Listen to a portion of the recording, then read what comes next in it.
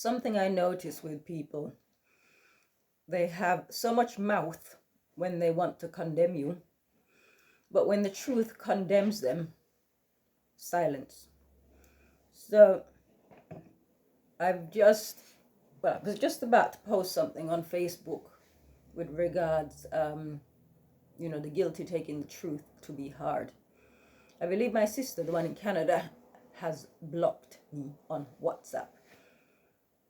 And I noticed and I laughed. I mean, I don't want to jump the gun, but I think she's blocked me, which is fine, because whatever I said in the video that I did on, I believe it was Friday, the long one, when the phone call came in from the occupational therapist, everything I said is true.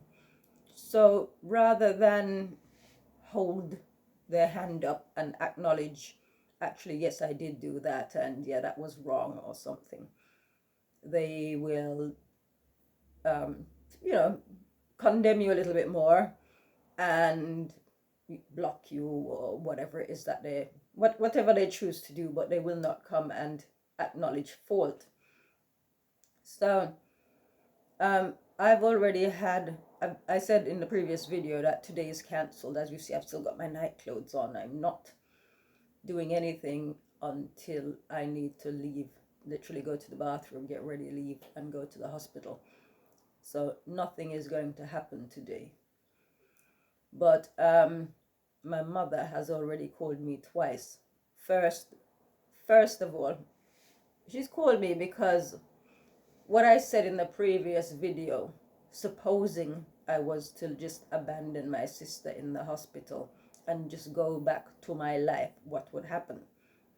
So she's I put that to her because throughout our history, she has, I mean, I won't go into it, but I'll come back to it at some future date because we would sort of be here all day.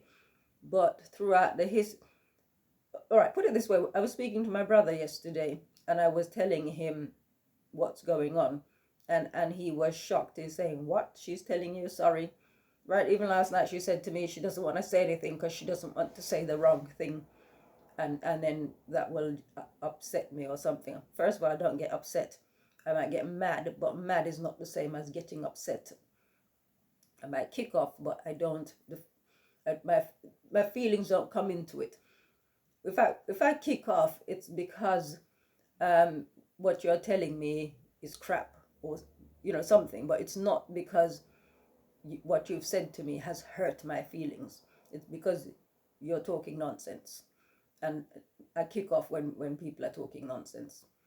In that moment, if sometimes you can get away with nonsense, but if nonsense, if I'm in a no nonsense mood, it is not the time to be bringing your nonsense to me, right? So I have had that in the past with mother before I'd come back here I was still staying here in the nighttime with my sister before she went in the hospital, but I would go home to work, and she would ring me on a daily basis asking me where I am, and I would kick off because for her it would be, if I could just be 24 hours with my sister, she'd be happy with that, failing to take into account that I have a life and I have things that I need to do for myself, such as work. So it is this thing where people want the good things for themselves, and then you can have all the crap. So that is pretty much how people function. This is why when I said in the previous video, everybody's there merrily living their cozy little lives, and if I were to say to any of them, okay, I'm done, I'm going home now, you take over, none would be willing, none would be in the position to do it. I would get excuses. That's what I would get. So anyway, she's already called me twice this morning. First time to ask me how I am, talk about the weather, just make sure you rest, just take it easy, blah blah blah. and that's only because she thinks that I'm at any moment now I'm gonna abandon my sister in the hospital. So she's trying to talk me down basically. And then she called back afterwards, wanting to come over either on Tuesday or Wednesday, all the way from Kent, to bring me food and drink. Now I don't. I live very quietly anyway.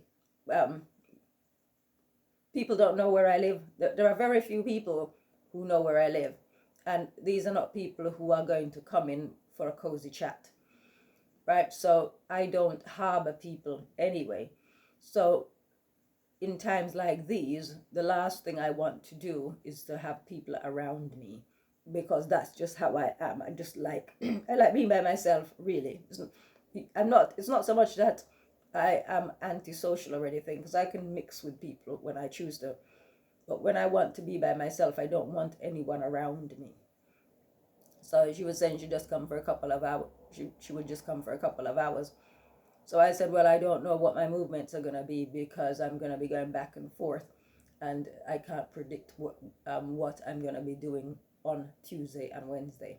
So perhaps you could leave it a little bit later. But what I was really saying is, just wait until my sister's out of the hospital one way or another, because at that point I will know, I'll know how I feel about various situations. Because right now, I mean, with everything going on, and I think worst of all, it's people getting in contact with me, offering prayers and this kind of rubbish. These are things that set me off. So it is better that I don't hear from them than that they get in touch being all concerned. And then as the case be with my sister, she's gonna start running her mouth and putting the phone down, as though she's in any position to do that. And then when I lay out the truth, well, I'm saying she blocked me, but that maybe she did, maybe she didn't, I don't know. Maybe she just temporarily whatever. Maybe she's removed her profile picture from WhatsApp, I don't know. But I do know I'm being very charitable in saying this, because I have two WhatsApp numbers. On the other one I can see her perfectly clearly, so I know she's blocked me, but I'm just saying that she's blocked me on my main number. So you see, even in situations like that, I will not make the accusation, even though I know what it is. But I have been accused. I'm not sort of trying to say I'm Saint Elizabeth and they're the devil. No, I'm not saying that. I'm just stating facts.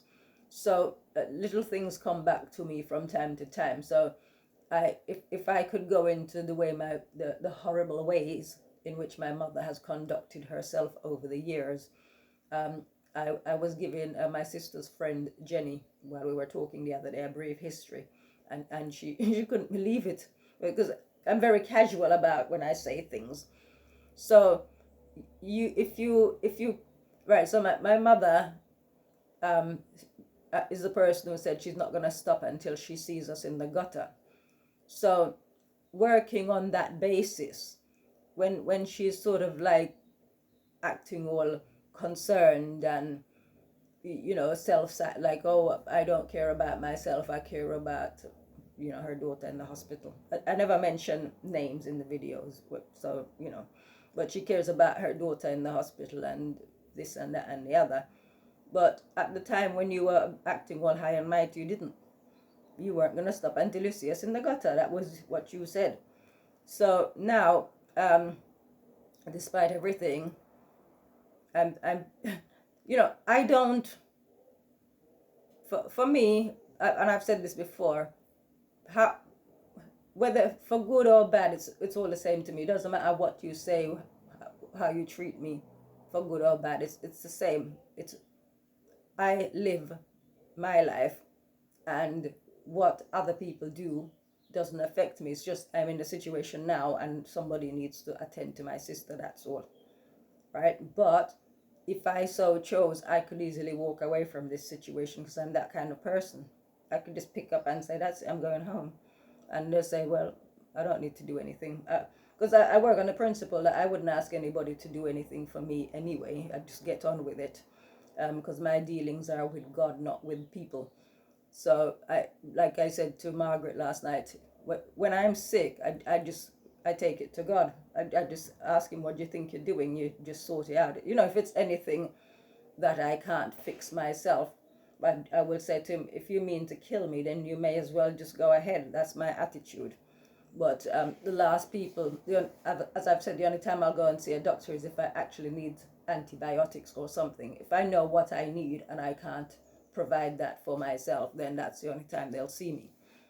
So anyway, the when in the post that I'm going to put on Facebook, one of the things when we first came back from Jamaica, like when we were there, we lived with complete strangers, but that's another story for another day. So I guess a guardian. Um, so when the first thing we came back to we moved to London straight away and been living here ever since. First thing when we arrived from the airport, when my mother collected us and we arrived back in London, first thing she did, she pulled out a handful, well, not a handful, loads, because we think we were in Jamaica for 6.5, 7 years, so you can imagine there's quite a few of them. She pulled out loads of birthday cards, Christmas cards, all sorts of different cards that I'd sent to her, and she said the only one who remembered me was Liz. Right? She pulled out everything that I'd sent her, so obviously it meant something to her, and I remember her saying that. And I do remember my two older sisters saying, "Oh, she's just showing off," words to that effect. Because, like I said at the top of the video, when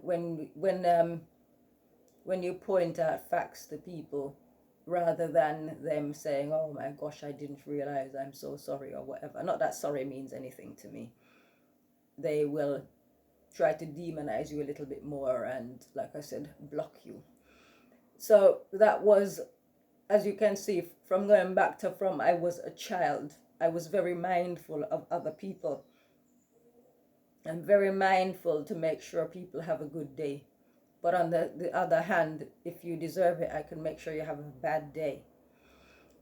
So I tend to, my default setting is to be thoughtful. I think about things that people would like, what would make them feel good. So again, I'll go back to like the connection I had with my sister's children.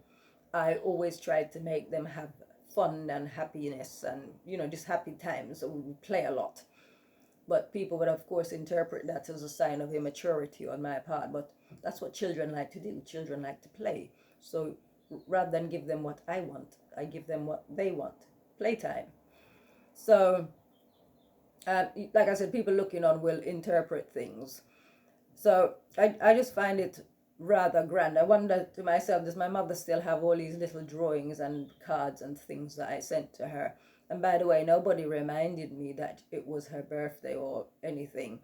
It was just if I knew when the date of her birthday, even at that age, and when we were writing letters, I would make sure that I include, and I remember I would tell her to have a good day and, just sort of just express happy thoughts to her and all of that for her to just well wishes in that kind of way. And even at that age, and I remember also I used to say when I'm older, I'm going to get a big house and all of us can live in it. So, and I'm talking about when I'm like 4 and 5, that age. So when I say that I'm still the person that I was then, like I said, my father said I was born with my character intact. God sent me to him in the way that he wanted me to be, and he wasn't supposed to change my character. So so that's just it. So basically, I haven't changed. I'm still the same person, but it's just interesting the way other people have changed towards me. Hero to zero, zero to hero, that kind of thing. Whereas for me, people are whoever they are. So irrespective of what the person is, it doesn't matter. For me, if I need to show kindness in that moment because I feel everything for me is spiritual. If I feel that I need to do kindness towards somebody, then I will do kindness. If I feel that I shouldn't do kindness, then I will switch off. So this is why I can say, just for argument's sake, I was to abandon my sister in the hospital, it would be the right thing to do, right? Because that is how I live my life. I think, I said in the previous video, I think, I prepare, I think. So I don't make rash decisions and then look back in regret at some point. God sees and knows all, so he knows what's going on. He knows the future as well as he knows the past. He knows everything. Nothing that has happened, nothing that is happening, nothing that will happen is not is unknown to him. He knows everything. So I guess right now I'm in a position where people think, oh, you're just feeling sad, you're feeling down. No, I'm not. I am not in any way feeling sad or down. I'm just at a point where I'm thinking this is somewhat ridiculous, and all the runners and the riders, namely family, they're all doing their own thing, and yet on more than one occasion they've taken it upon themselves to raise their voices to me, sort of wag the finger like you should be doing this, you should be doing that. And I'm thinking, but you're all living your own lives, you're all doing what you're doing, none of you are here to help. All you can do is from where you are send your well wishes and your prayers. It's that joke where we say whenever there's something happening in the world, people will say thoughts and prayers. How the hell does thoughts and prayers help anybody, especially when you have no connection to God, right? So it's this thing, they draw near with their lips, but their hearts are far away. You can tell how connected people are to God by virtue of how they conduct themselves with other people. Are they there in that moment? I'll give you an example, but it's not, when I give examples, I'm not blowing my trumpet, I'm just giving examples, just for illustrative purposes. So the one sunny, it was hot, it was oppressive, and the woman at church, Margaret Jones, who used to play the piano, she sometimes we're coming along up Long Road, Nightingale Lane, going to church, and we would see her with faithfully walking all the way from up that long road to church, pulling her trolley. And one day, I know she's going to do the return journey as well, but it isn't to say that she's not happy doing it. But I called a cab. There was like a pay. It's not. Was it? I can't remember if it's a pay phone or what. But there was a phone in the church anyway. This is prior to mobile phones being in common usage. So she was standing there waiting to leave. She was talking to some people, I think. So what I did was I called a cab. There's a cab station not too far away from the church. I called a cab for her so she could get the cab home rather than walk, because she's an old woman and it's really hot. So I called the cab just so she could. I didn't ask her. I said, I've called the cab to take you home. And you should have seen the smile on her face, right? So a lot of times I'm in the business of making people, taking them from one mood to another. I like to give people moments that, touch them. Not for myself, but I recognize that, you can completely change somebody's perspective, change their life by just doing one good thing for them. It's not the cliched random act of kindness I'm talking about. I'm talking about inspiration. If I feel inspired to do something nice for somebody, I will just go ahead and do it. That whether they've asked for it or not, because that's how God works. He works through people. In the same way Satan works through people, God works through people as well. And I've said before, Satan is an imitator, so he looks over and whatever God's doing, he imitates it, but he doesn't do it for a good purpose. He does it to sort of make people have a bad day.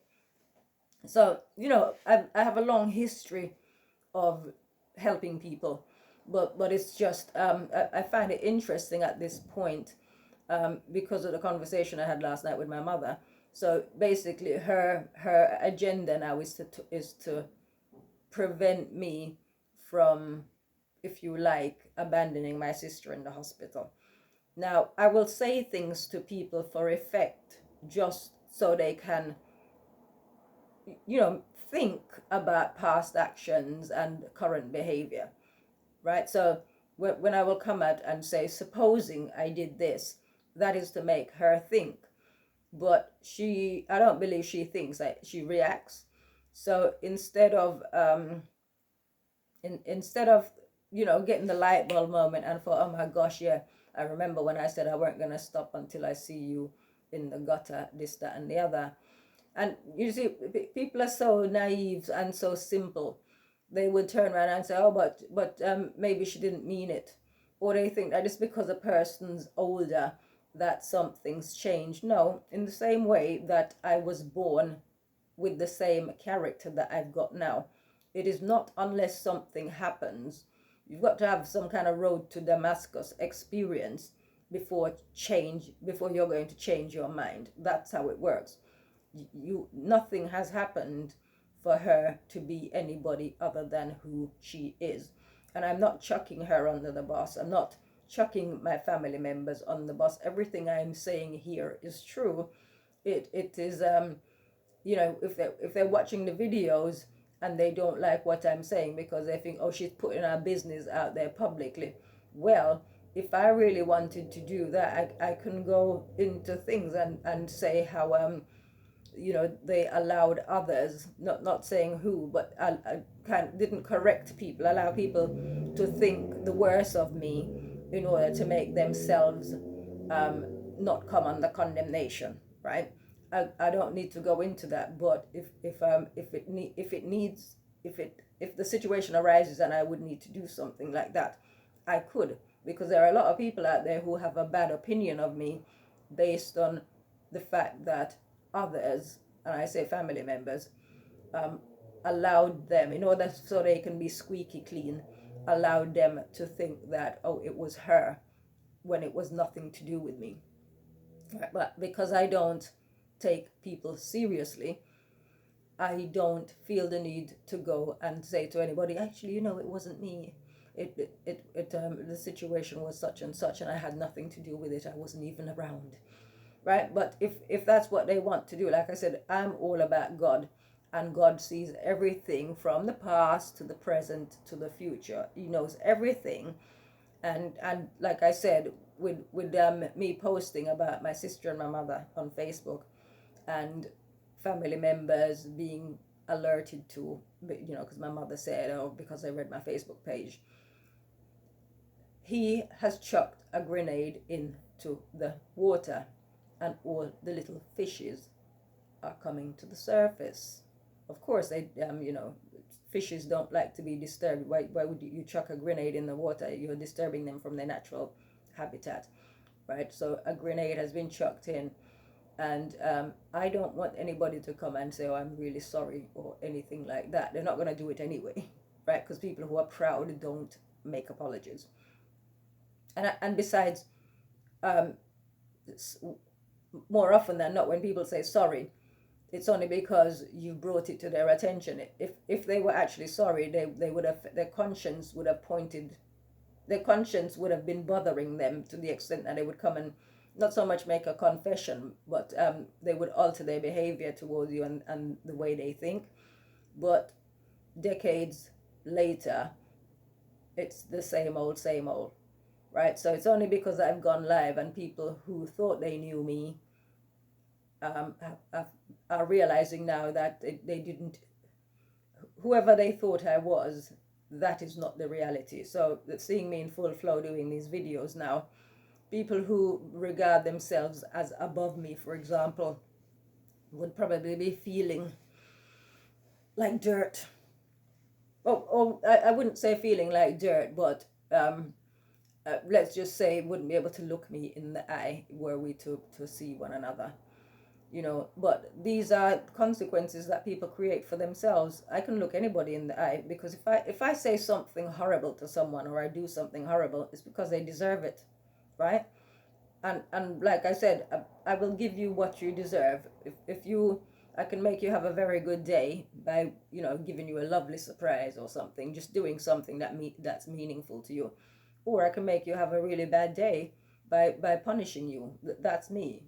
I'm honest about it, though. I don't go around pretending that I'm a good person. I've never said. The only time I will say that I'm a good person is when I'm actually, if I'm in a conversation situation. But I don't need to be validated as a good person. If people want to look at me and think I'm a bad person, I'm okay with that. I wouldn't try to prove myself to anybody. I'm able to allow people to think whatever they want to think, because in due course, um, vindication happens anyway. But I'm like I said, today I am doing nothing. Today I'm just nothing. I'm not even gonna be thinking about anything. I'm just gonna be here, lying down on the sofa, catching up perhaps on YouTube videos. That's as far as it's gonna go. Or I will be here lying down in silence. But that is as far as it goes. But people would interpret that, because that is not the actions of normal people. They will interpret it as something. But like I said, people don't know where I live. I don't have people come to my house, and I don't visit people apart from my sister. And more often than not, it was like, I'd go for dinner on a Sunday or something by invitation, not ingratiating myself by invitation. But I don't have that much human contact apart from when I go out socially, of course. So, just that. But like I said, on the post, the silence is deafening, because people will not condemn themselves. People won't put their hand up and say, you know what, guilty as charged. I mean, there's so much more that I could say, but we're coming close to 30 minutes now on this, and I think I should leave it here. But we will see what plans God has, because I don't think this is gonna run and run weeks and months. I think it's imminently coming, drawing to a close. And like I said in the video on Friday, there are parallels with Joseph, and I've always been who I am. And if it's in the same way Joseph was who he was, he knew who he was going to be in the long term, in his future. And by degrees, I know what plans God has for me in the future. And I just think, in the same way that Joseph's brothers had to be exposed, in the same way my family has to be exposed, because I'm not going to say they've not treated me well, because they've treated me how they wanted to treat me, basically. But I for me it doesn't matter. Like I said, quoting Joseph, they meant it for evil. I won't even say in their case evil. It's just their level. Their level is a bit like if you're a self-righteous churchgoer. You as the self-righteous churchgoer looks at any kind of person in the church as better than any kind of person who doesn't go to church. So obviously I don't go to church, so that would be the judgment. But even when I did go to church, the judgment was that they're better than me anyway. So that's hilarious. But I've always had my connection with God, even from I was a young child. I always had an interest in wanting to know Him. And like I said with Margaret Jones, when I got the cab for her, that would have been something that would sit with her, not because, like, oh, Liz is such a good person, this, that, and the other, but rather because somebody thought of her, somebody considered doing something nice for her. it the little things that you do for people, the little uh, you know not so much words, because anybody can talk. This is why when people say, oh, I'll pray for you, I'm thinking of you, it means sod all to me. Anybody can say that. Anybody can open their mouth and say words. Anybody can take a pen and write words, or send a text message or WhatsApp message or any kind of message. That is the easiest thing to do, right? Anybody can do that. But as they say, actions speak louder than words. And if again, going back to that scripture, show me your faith and I will show you my works. I'm all about, I'm a doer basically, right? So you will never hear me say to anybody, I'll pray for you. These are words that won't come out of my mouth, because at the end of the day, in the same way that I can pray, whoever needs the prayers can pray also. When I'm sick, for example, I don't go to anybody and say, can you pray for me, blah, blah, blah. I deal with it directly, because, like I said to my sister, well, no, sorry, I didn't say it to her, I said of her, that with her being in the hospital bed, she doesn't need to have any energy to communicate with God. All she needs to do is think it. God doesn't just answer your words, He answers your thoughts. Because there are times when I've been, in need of something. When I say in need of something, I'm thinking of something in that moment, and He inspires my thoughts, so He gives me the answer that I'm looking for, even before I've finished thinking about solving the problem, right? So I know how God works. I've got a real living relationship with Him. So it's not some thing where I go in the morning, pick up my Bible, my scriptures, and read a few verses and say some words, go about my business, and then in the evening repeat. I don't do that. I've said to people, I don't pray, I don't read the Bible, I don't anything. I was told as a teenager by Him to study the scriptures and store them in my memory for future use in the callings that I would have, right? I was also told then as a teenager that I should look to my health and strengthen it, to do nothing to impair it, because I have much to do. You see, I follow instruction. Also, when I had a heart surgery, when I spent my 12th birthday in hospital, I remember the doctor saying to me, or the surgeon, that if you go to the dentist to have any procedure, you will need to take antibiotics. At 11, 12 years old, I remembered that instruction. So when I had my wisdom tooth taken out, maybe 4 years ago, even though the technology has moved on and they told me, oh, you don't need antibiotics, I still went and got the antibiotics just in case, right?